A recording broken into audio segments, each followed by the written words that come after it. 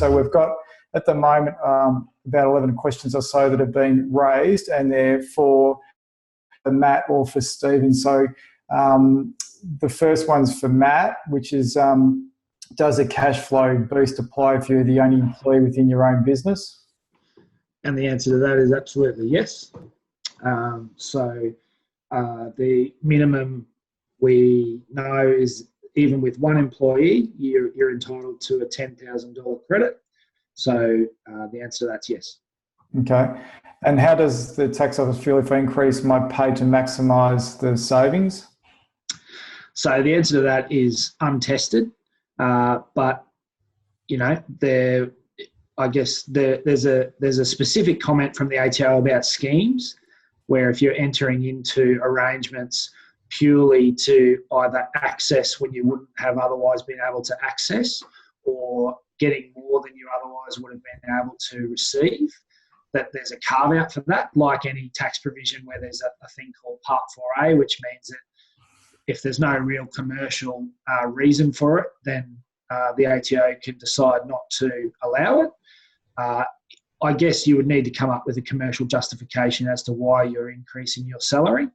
If it's because you're now working 16-hour days and you're managing an extra workload and you're doing extra things, there may be a commercial justification for increasing your salary and therefore receiving more of the boost than you otherwise would have.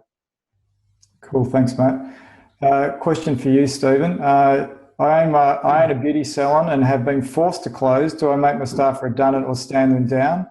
And then what is best for me in terms of governance for my business? So I think that's probably a great example to highlight what you were saying. Oh, definitely. So as a beauty salon where you have been forced to close by the government, it will be a stand down scenario. So okay. You can stand down your employees without pay. The question for you is, in terms of the distinction between stand down and redundancy, will be, are you hoping to reopen or planning, I should say, to reopen? Assuming that this is a temporary closure and when all this is over, you'll be opening your doors again. Stand down is the appropriate way forward. That takes the employees off the books. You don't have to pay them. They're allowed to access, they can access the new Centrelink benefits, and they're there when everything is over to start work again as usual. Cool.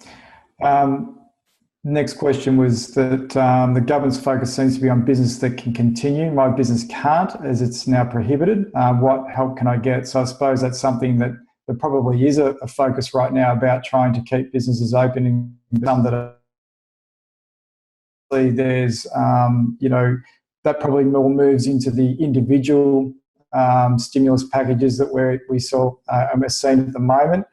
But outside of those, I'm aware of any. Matt, have you got any further thoughts or comments about that? Well, I guess the point with the beauty salon is that you have only been forced to close this week, and part of the stimulus is in and around the March lodgement. So if you did have wages at all during that either month of March if you're a monthly lodger, or the quarter of March if you're a quarterly lodger, then you will still access some of that stimulus, and being a minimum of 10,000, and assuming you can then open the salon at some stage between now and September, you will also be eligible for the second round.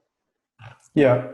And so the other thing is that there's state-based stimulus as well around payroll tax, where if you are in the payroll tax territory, you can get some refunds. So that'll obviously also help for businesses that to get more cash in, even if they are unable to continue based on, I think, prior periods and prior years. Is that right, Matt? That's right. And so the other thing to note is, in terms of the question around what is best for me in terms of government stimulus, these loans may be of assistance once you get the opportunity to open again, to help you with your cash flow in that initial period if you've taken a cash flow hit. Cool, thanks. Obviously, they've released 2 stimulus packages. There might be a third. They did talk about that, so maybe we'll get more detail around that. So a question for you, Matt, too. In terms of the additional cash boost payments, what's the definition of a continuing to trade or continue to be active? So this is one that's come up quite a bit. So the fact that you are still lodging a BAS in both in the June and September quarters is sufficient. If you have had to lay off staff and your employment is either not at all or a lot less than what it was, you will still be entitled to the second round of the stimulus. Okay, cool. Another question, which is a bit of a longer one. We're a monthly PAYG remitter, but a quarterly BAS lodger. Our March PAYG was greater than 50K maximum threshold for the cash boost. Am I correct that we'll receive the full 50K contribution in conjunction with the lodgement of our March quarterly BAS, assuming I'm correct on that point? In addition, we expect to be in an overall refund position for our March quarter. I believe the time of the refund will be 14 after the lodgement of the BAS. Is this also correct? So the first bit's definitely correct. The second bit, around the 14 days, is the bit that I sort of mentioned before, in that the way that the credit is going to come through is via a credit to your account. Lodging the BAS will automate that process, but I'm of the understanding that the actual credit won't hit your account until post April 28, and therefore your refund won't actually start the process for that until post April 28. Cool. Yep, that's my understanding too, about the 28th of April. Another question, and probably a question for Stephen. I think you covered it in your presentation. Can I ask staff to take 50% annual leave in their work arrangements, so full pay, and then only work 50% and the other 50% leave? I think you specifically said that that's up for negotiation with you. Yeah, totally, absolutely. So you can agree to that. You can agree to the people just work. You reduce the hours with the corresponding reduce in pay, but absolutely, if they want to take a combination of half a day's work, afternoon of annual leave, whatever works, that's all doable by agreement between you and your employee. Cool. We're standing one for you, Stephen. We're standing employees down. If you select to have a certain people remain as part of a collegial staff, are there any precautions around who you decide to keep working? And for example, secondments versus permanent staff. So obviously that's a decision around, I think if the question's, is there ramifications if you decide one person over another person? Yeah, this is a really tricky area. So a stand down situation is again where there is a stoppage of work for an employee. So you can have a stoppage of work for an employee for a reason outside of your control. So again, an economic downturn or just a normal reduction in business, slow times, won't put you in a stand down situation. Where you are in a stand down situation and it is affecting a proportion of your employees, and you do need to keep a skeletal staff for a tail of work in the business, we think that is doable, where the other employees are genuinely in stand down territory, again, because of that external stoppage, blockage of work, the law stopping them from working, as opposed to a downturn. So you've got to think about why you are standing people down. If it's just because, just in inverted commas, because the business isn't doing well, you're not in a lawful stand down scenario. Some people are completely understandably taking a very aggressive approach on this, and frankly, I think a lot of people need to. And it's just like, well, look, it's either if it's losing everything or standing people down, and it's a bit grey, I'm going to take the commercial risk, and that's a valid decision. The risk is that people would be entitled potentially to be back paid at the end of it for if there is an unlawful stand down. So you need to think it through. But so yes, you can keep a skeleton. In terms of deciding, sadly, the first people who are going to go are going to be the casuals, because they're employed on an ad hoc basis. If you have people seconded into your business from another business, I would be sending them home to where they came from. Contractors, you can terminate the contracts in accordance with the contractor arrangement. So that's going to cull those peripheral employees, so to speak. Among the permanent staff, where you are looking at selection criteria, that's going to be really tricky, because it's basically deciding who stays in a job and keeps money and who unfortunately goes onto unemployment benefits. You just have to have reasonable and objective criteria. Don't be discriminating based on any protected attributes, race, religion, all that sort of stuff. And equally, don't discriminate based on someone because they've made complaints or inquiries about their employment or because they've got certain workplace rights. So you've got to try and make objective decisions. I've had clients in exactly this scenario in recent days, where you've got people who are perhaps working across different areas of the business in an area of the business that isn't being directly impacted and that work is still being done.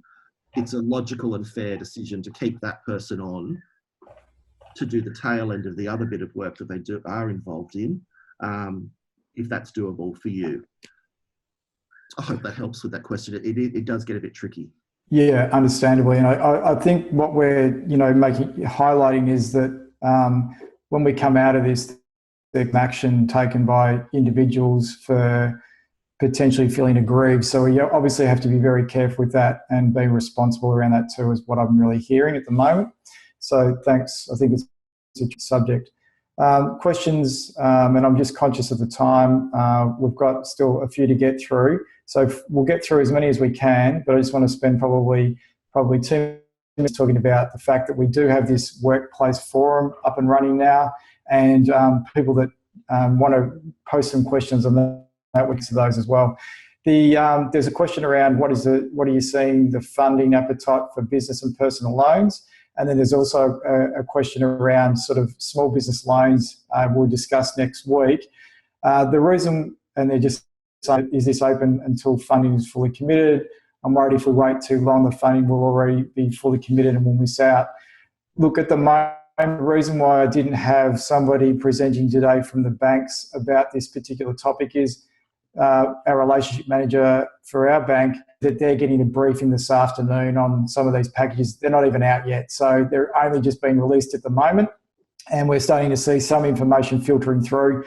So we probably can't answer that too much. But what I will say to everybody, and this is what I've been saying to everybody today, go and speak to your bank. There's a time to speak to your bank. And our relationship manager said, don't be fearful of speaking to the bank, because I think what we're reluctant to do, if we actually declare our hand to the bank, what we're worried about is that then they will actually might say, well, is this a risk and should we be, pulling funding?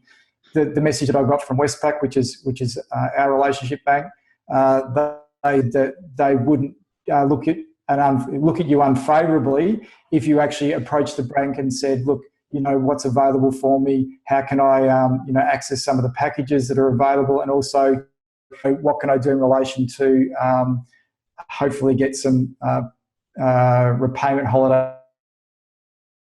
that you should be doing actively now with your landlords, actively speak to them.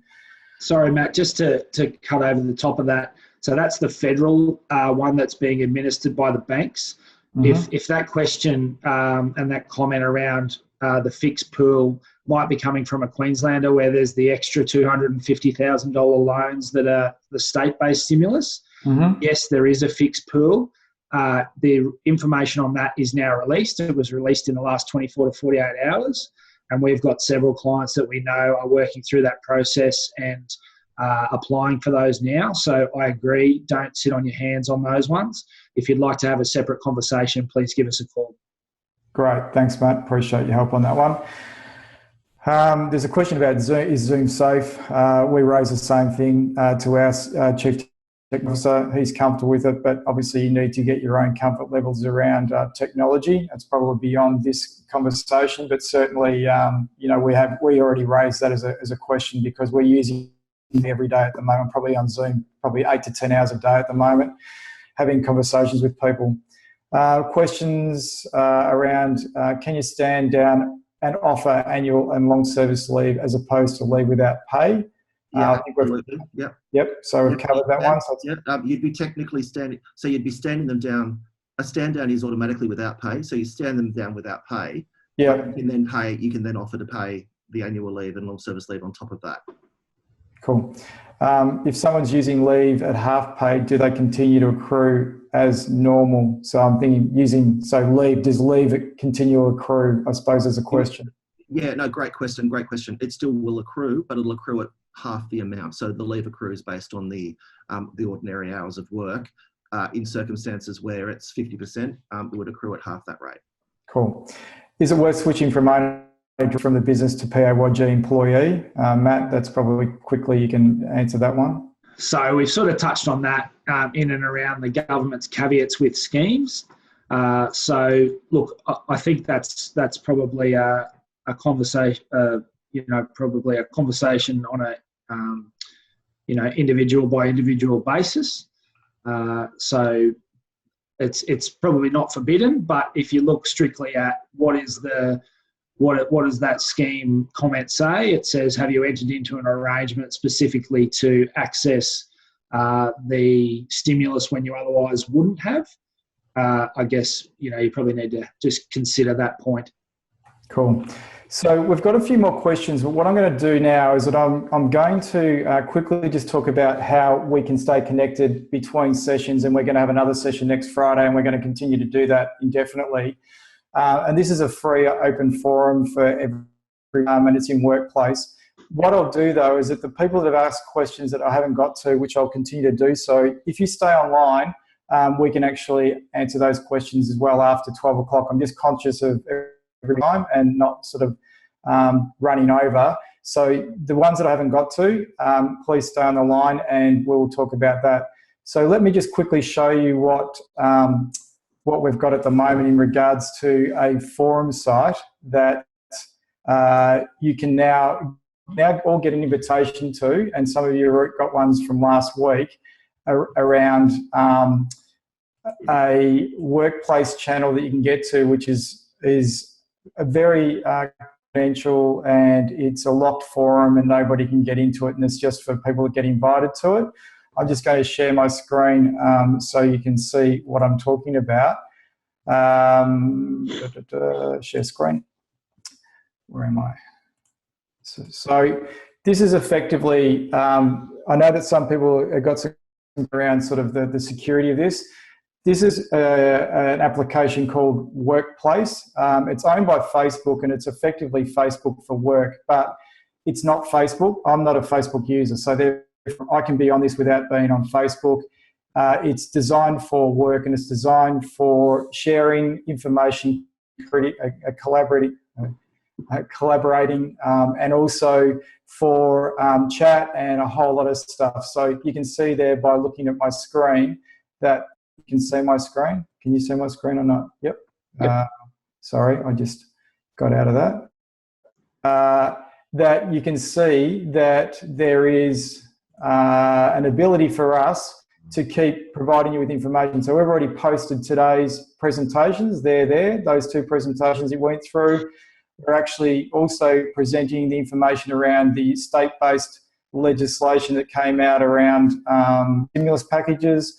We also have sort of the government package that came out, and anything. So this is a place where we're sharing information for everybody so they can access it. We can respond to them. We've got people that are online to help you. So fundamentally, we'd love everybody to join and stay connected, because that's what this is really all about, is staying connected together so we can actually support and serve you in a way that's manageable. So we'd love everybody to stay connected. We'd love the fact that we continue on with these particular sessions. I'm going to continue on basically finding and discussing topics that are relevant, because I'm speaking to probably a half a dozen or so business owners every day about these particular things. I'm surfacing the appropriate topics based on what people are feeling or sensing at the time. So it's a very live, real situation for us. So it's now 12 o'clock. Those that want to stay and listen to the rest of the questions that are asked, absolutely feel free to do so. Those that need to drop off, looking forward to seeing you again next week. We've had a great response to this. We've had 90 people on the call today, just so you know. And this is going to continue on with us that we have at Prime to you, because we're here to support the people that are in business and our clients, because we want to make sure everybody gets through this absolutely difficult time that we're all facing right now. So that's just something that I want to, that's our commitment. So thank you for everybody that's needs, and look forward to seeing you next week. And please connect into the site, and we'll keep sharing. So we're just going to now finish off with just going through some of the last few questions that we've got on screen now, if that's okay, Matt and Stephen. Absolutely. So the continuation for that question, I'm just going back to where I was before. Additionally, is the PAYG refund payable once the economy is back up and running? I'm not sure that refund's available immediately, really, isn't it, Matt? No, so it's a tax-free credit to your account. So it's you don't have to pay it back. It's a credit, and that's a final piece. Okay, cool. I'm an electrical company that completes 98% of in restaurants, kitchens, repairing kitchens, and I have stood down on leave my service coordinator and was about to stand down text and leave indefinitely, as we have had new jobs come in, halt to almost nil. Am I within the rules? Probably a difficult question to answer. It's a bit of a six of one, half a dozen of the other. I'm sorry to say that one. I think I would be inclined to say yes. In that, so you can stand down. Your whole workforce doesn't need to be. A stand down doesn't mean you have to close down the business and everyone gets stood down at once necessarily. Obviously, whether it's the directions, it does. But in your case, restaurant kitchens are obviously closed because of the directions to close restaurants, and so that is directly impacting on your business. Now, the question is, I suppose, are there other customers and clients who you would ordinarily service, where a percentage of the business is being affected? That's a downturn, as opposed to a stand down. People are certainly taking a more aggressive view that I've got no choice, where, the question was 98% of the business is coming from a particular area. It's gets a little bit unworkable to be saying that, well, that's not a technical stand down. It's arguable. It's really, but where work can otherwise be done or found for the guys to do, you won't be in a stand down scenario. So, but if basically your business is impacted by the closure of another and is effectively coming to a halt, then you're going to have an argument. I'm sorry to say it's not going to be totally bomb-proof, but people in that exact situation, as you're seeing with some of the broader retail shops now, who are not directly being ordered to close, are closing and standing people down. Cool. And look, just obviously this is an obvious statement, but I need to make it because it's important to do so. Where you have concern, you obviously need to get specific advice rather than sort of this particular point in time. But it's really important that you get specific advice around some of these things if you're concerned about it. What we're trying to do is help you and guide you and direct you, but then ultimately, we can't give you absolutely definitive specialist advice in this particular forum. What we're just trying to do is help you and point you in the right direction. Actually, that's what we're doing so right now. Next question. If you need to stand down staff and they could take leave during the stand down period, that they can choose not to take leave and apply for Centrelink benefits? Yes. So, the stand down again is obviously all your employees today or, before the pandemic had various leave accruals. They are what they are and they maintain them. They're still employed. A stand down isn't a termination of employment. It's a mechanism to lawfully direct them not to work and not have to pay them. So the stand down is without pay. You can, if people would like to take their leave, you can absolutely let them take it. They're still stood down. I don't know the fine details of the Centrelink rules. I assume that they would have to take into account the fact that they're getting paid leave, but that's a matter for discussion between you and the employee. Cool. As a solar installer, if we get to a situation where we cannot to stock for carrying out and complete installations, would this qualify as a stoppage of work? Yeah, great question. And yes, it would. There is an an external factor where you can't get the stock you need to do the actual job, and where there's no other work for the guys to be actually meaningfully doing, that is a stoppage of work. Great. Just confirming that you can make an employee take unpaid leave and why don't want to. So you can't make an employee take unpaid leave. Okay. Unpaid leave is by agreement. You can only make them via a stand down, that mechanism that I've been talking about. So you can't just be directed to take unpaid leave unless there is a contractual clause to that effect, a contractual right to that effect, or there's something in an enterprise agreement, for example, very, very rare and unlikely. So people need to agree to take unpaid leave. In the current climate, if the employee digs their heels in and won't agree, then your options as an employer quickly become very limited. But the ultimate risk to that employee, if the work isn't there for them to do, is that you would be forced to make their position redundant, and they will lose their job and their employment will be terminated for redundancy. Okay, cool. One for you, Matt. Just to be clear with the BAS incentives, well, once we have lodged our March BAS and then we pay this in full, wait until the 28th of April to receive the credit on our account. So essentially we'll continue to make payments as normal until April 28th, or is this when we can request a deferment payment due to a lack of cash flow? So all we're saying with the April 28th is when the ATO credit is likely to hit your account.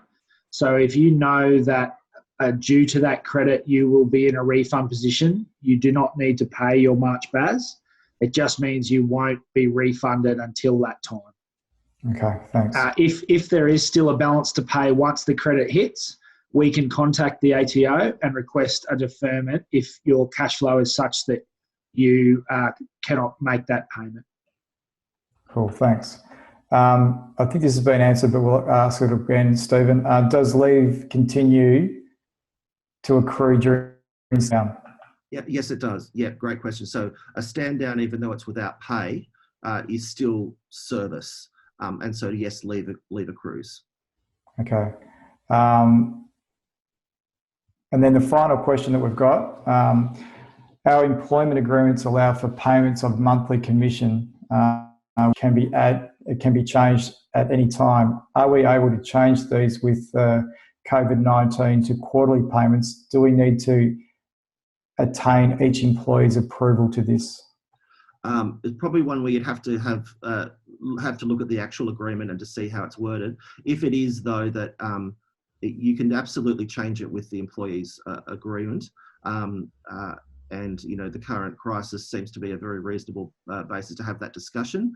If the employment agreement actually says we can change the period of the payment at any time, the legal position would be that yes, you can change that where that has been pre-agreed in the contract, provided that you're acting reasonably in making that, exercising the discretion to make that change. I think if this isn't a crisis that would make that reasonable, I don't know what would be. So if it says exactly that, then you could do it, but you might want to get specific advice. But with agreement, you can absolutely make that change.